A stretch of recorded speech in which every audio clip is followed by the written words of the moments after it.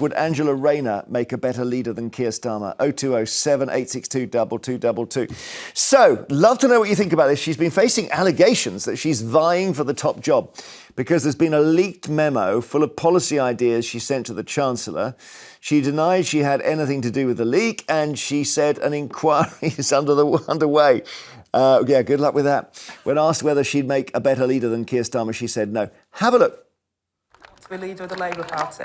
I'm very happy and honoured to do the job. What kind of politician are you? You don't want to be leader of your party? No, I'm very happy and honoured and to be Deputy Prime Minister of this country. I have no desire to go for the leadership of the Labour Party. My desire is to deliver for the people of this country who have given me opportunities beyond what I could have dreamed of. Say the word never. Never. There we are. Never. Never say never. You've got to take her at her word, though, haven't you? You've got to take her at her word. Well, I mean, they always say never, and then they say, oh, something occurred to me. Something occurred to me. People have persuaded me. Heseltine said, I will play no part in this process. And then he stood. Yeah, I never wanted to be an MP.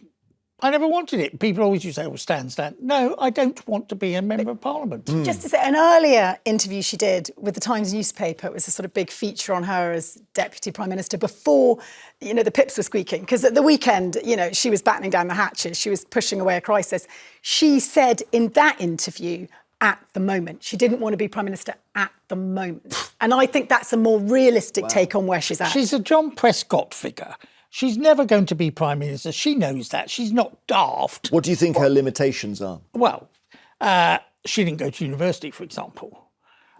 She left school at 16. She's been a trade union official. Has she really ever had a proper job?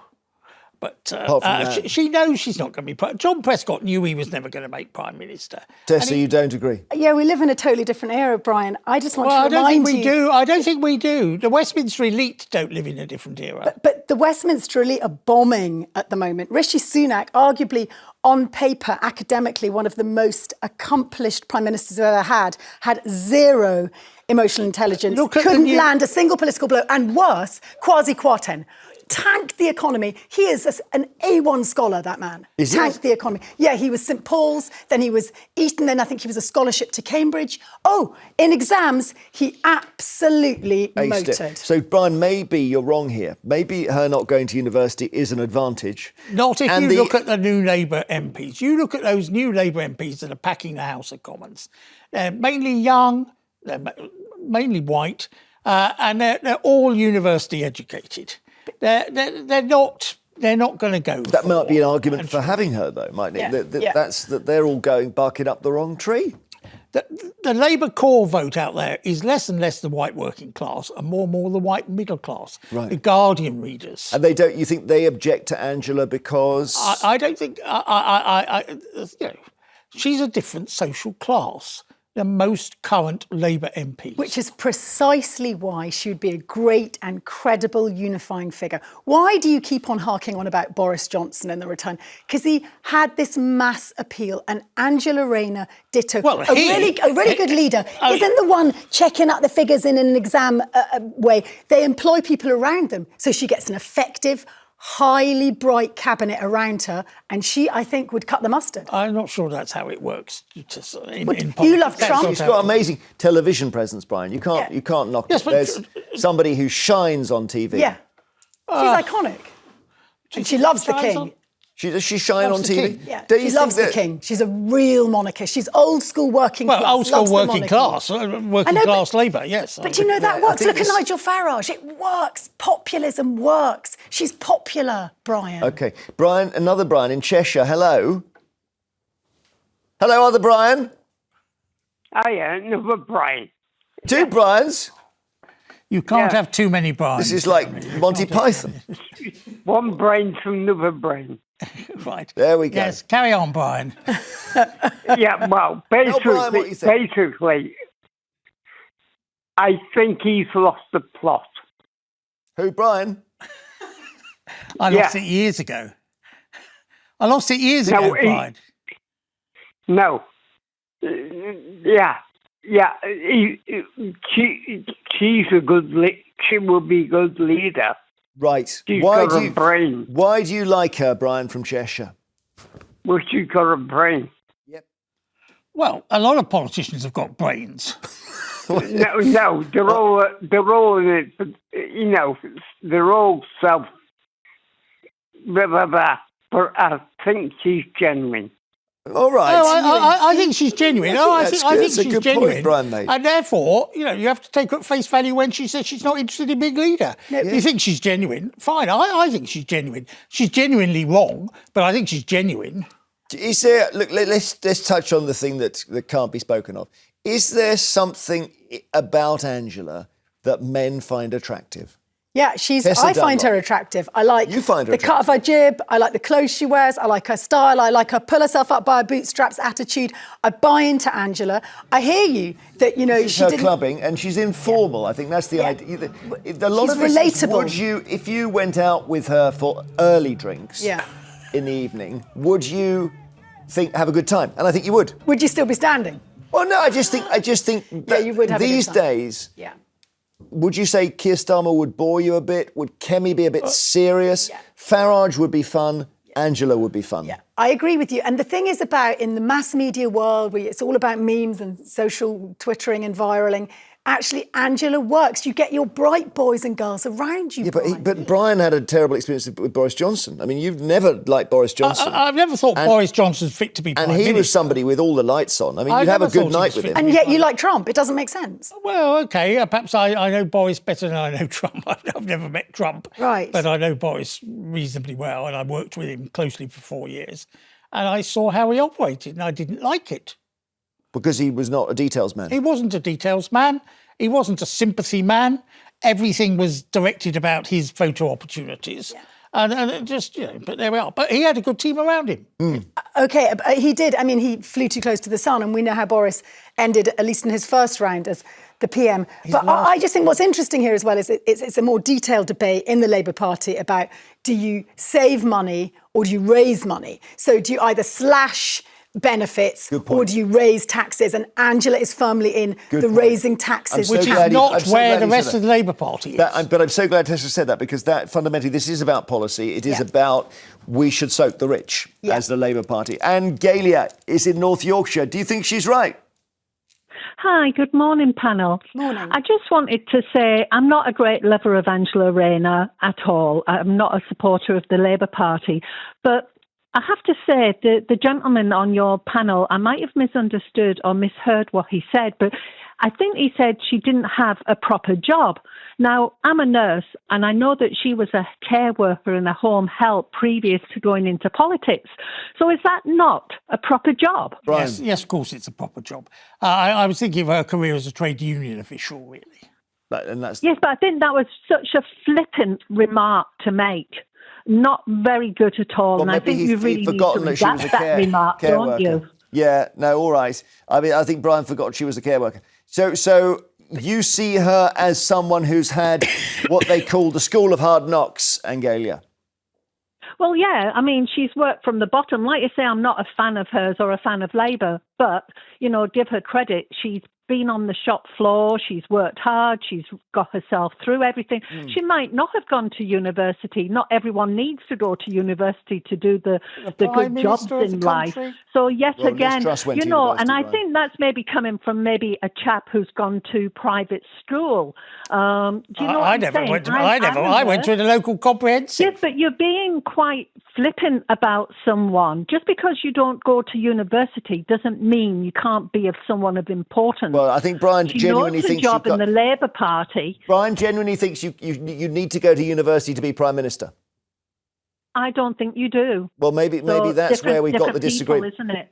Yeah. But what I think, you're really interesting on this, because Angalia, not deliberately in any way, but I think you brushed over Angela's work as Angela Rayner's work as a care worker, because it's invisible work and women don't get seen for it and they don't get properly remunerated for it. And it's really hard work, actually caring. Let me ask Brian a key question. Is it an advantage that Angela Rayner had kids really early when she was 16, 17? Oh, I don't think so, but I mean that's up to Does her. that not give her experience at a young age? I think that's Single. totally irrelevant from politics. But it's not. I think it is. It's irrelevant whether you're married, whether you're gay or straight or have children or grandchildren. That's not relevant. In the world of It's not lived relevant. experience, we're talking about the massive debate in the Labour Party is whether to rescind this cap on two-child benefit. Angela lived that reality. She knows what it's like to have a child and no money, to be a junior and have no money. Sorry, you don't have to experience everything in life to know what it's like. Damn well helps, You though, don't. doesn't it? No, Come it on, doesn't. Brian. No, it doesn't. Sorry, this is a modern phenomenon. The country's gone bonkers, that you've got to have experienced it. You've got to have lived through it. That's just nonsense. I've never been married. I don't have any children. Does it mean I don't understand the plight of families? I would suggest it doesn't. What about Jacob Rees-Mogg? Does he understand what it's like to be a single mum? Yes, I think he probably does. But he's never been a single mum, and he's not likely to become a single mum. This is taking a surreal turn. It's a No, nonsense. OK, all right, we'll take a break. It's nonsense that you have to have lived. Jeremy, have you ever been a single mum? I've not been a single No, mum, but well, I've there you I've are. got friends who are single. You know what it's like to be Okay. a car driver in London? No. No, well then. After the break, we're taking more of your calls on whether Angela Rayner would be a better leader than Keir Starmer, because she's lived it. That's the point. Now, more calls on Miss Rayner, whether she'd be a better leader than Keir Starmer. 0207 862 2222. She's obviously, the issue here seems to be she's lived a life in a way that Starmer hasn't. At the same time, she hasn't got some of the classic... I think Keir Starmer would disagree with you, Chairman. Well, mate, yes, because he had a very he had a needy- successful career. But also he had a public disabled mum that he looked after. yeah. Two a secs. disabled His brother. father was a toolmaker. His father was a toolmaker. I nearly forgot that. But he had It's a disabled on the brother, right if you there, recall. by the way. Thomas in Glasgow, hello. Hello. So we're just thinking if Labour could do, I mean, this is not likely at the moment, but if they could do a switch in a kind of silky way over a weekend, would you want to change Keir for Angela? Well, I think that she would probably be quite up to the job. And I think the pomposity of your guest, Brian, is just outstanding. I was Thank you very totally much. incensed. I was totally I incensed. think he's taken that as a compliment. Thank you for the compliment. Well, he shouldn't, because it's just atrocious what he said. I think I totally agree with your previous caller just before the break. Just to say somebody shouldn't be in the position just because they didn't go to university is just unbelievable. Well, yeah, but isn't it good that people say things they're thinking, Thomas? We don't all want to say the same thing just because we feel that it doesn't offend Yeah, well, people.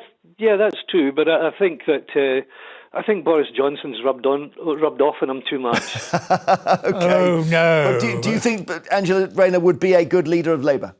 I think she would. I'm not particularly a Labour fan. I'm not particularly an Angela Rayner fan, but to say that she's not capable of running the country is I just don't agree with it. I think she's totally capable. Well, she's shown that in the way that she's come up through the ranks into the position that she's in now. Yeah. Okay, there we are. Change begins. So it a lot says. of politics is luck. She was in the right place at the right time. But a lot of life is luck, Brian. The Well, fact yes, that three yes, of us are absolutely sitting right, here as yes. opposed to anyone else Yes, is luck. Let's not pretend. Well, if you look... Yeah, Well, but I in think it's down to the politics- producer, actually. But Life is the hand of opportunity meeting the hand of preparation. She was given the opportunities, but she was prepared through her life experiences for them. OK. Amanda in Lancashire, hi. Hi. Do you think that she'd be a better leader than Starmer? Yes. I think she's generally very good all round. She's got life experience. She's also a very good orator. She doesn't hesitate with comebacks. And that's, to me, that is what draws people in. She's a very good orator and knows how to get her points across. Yeah, it's funny, in the modern age, we do less of that, what they call oratory, don't we, speech making, and back in the 100 years ago, you'd have to stand in a town hall. town halls, public... Now it's whether you can communicate on Instagram. Well, I think when she You probably speaks, can.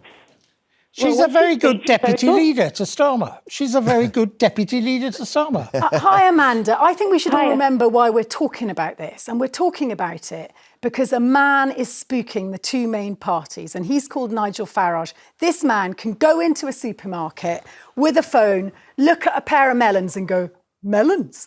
and literally go viral. That's what we're up against. That's where the political discourse has landed. And I think if you're looking at which leader is best equipped, Angela, Keir or Kemi, it's Angela every time. We're Brian is talking saying- about it because the Labour government is in serious political trouble. So is the Conservative opposition. So the Conservative opposition, but oppositions don't run countries. The government is running the country. It's nothing to do with Farage. Farage is a flash in the pan. He's almost a sideshow. That's what he's almost a. Have you not thought Sorry, yourself? I'm old enough to remember the SDP in the early 80s. They swept all before them, winning by-elections in Crosby and Glasgow Hillhead, and taking defections, mainly from the Labour Party, but some Conservatives, and they were going to sweep the country in 83. What happened to the SDP? I hear you, Brian, but I've had to change my mind on this on my podcast and elsewhere because the truth is Nigel Farage wagged the head of the dog from the tail. We wouldn't have Brexit without Farage. Even without a seat in Parliament, he dictated the political course of our country. Thanks, Amanda, for your call. Let's see, we've got Janet in the West Midlands. Hi, Janet. You're right. Hi, how are you? Oh, no problem. Fine. Great. What do you think, Angela Rayner for PM instead of Keir Starmer? Yeah, she's the only one that's going to save that party now because nobody's going to vote for Starmer. He's like a plank of wood, isn't he? He's doomed. Well, he's reversing his winter fuel thing, as far as we can tell. Too late. Sort of. Too late. Too late. Damage. I mean, I had like one of his spokesmen knock on our doors, and he was doing the whole estate, and he wished he had to come out that morning. I tell you, everybody give him a right earful saying that everybody's done with him now. He's lost that many supporters. He's had it now. Labour have got to do something and changing it to changing the Labour vote is certainly very soft Your out SDP there. thing, we're not in the 80s anymore. This stuff is like mercury. It can just go whoosh to the other side. Yeah. And we have Anne Widdecombe in here. It is not impossible that she is the next Attorney General. Oh, God. It's not. She's in reform. She'll be in the Cabinet. I'm scared. She used to be a very pleasant and very nice person. Anne Widdecombe, I knew her vaguely. But now she's turned into a version of Hitler's granny. Oh, come on. She has. That's a bit strong. A bit strong. But the point is, I consider reform. Reform is got extraordinary political antennae. This whole they haven't. They haven't. I don't like them. We are going to move on. They haven't. We're going They're to not move on. organised locally. We talk about. Hold on. The local elections suggest. Tessa, we need to go to our break. And reform is a whole other kettle of fish. And obviously, we apologise to Anne for any offence caused.